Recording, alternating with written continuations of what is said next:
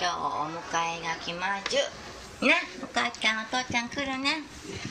その子の兄弟ちょっと鼻水つけて、字が水飲んだの。わからんくなった。こっちは違うな。こっちは違う子だな。はい、こっちも違う子だな。あ、おった、てんまくん。悪いお姉ちゃんが後ろから来たよ。いい子だね。いい子だね。コロンチて、コロンチて。はいはい。あなたもちゃかりが来るの？ね。はい。おいで、おいで。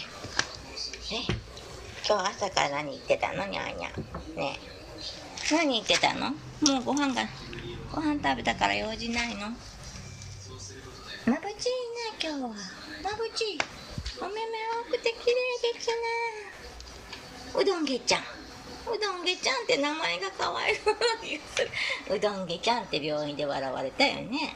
父ちゃんに文句言っとこうね。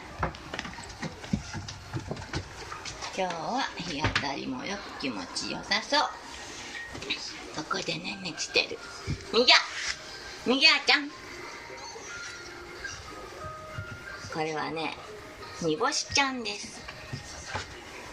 もう一匹いるんですけど、どっかに行ってます。ね。煮干しちゃんはお母さんのおっぱいですかね。今日は白が多いです。はい。親子ではありませんね。こっち向いて。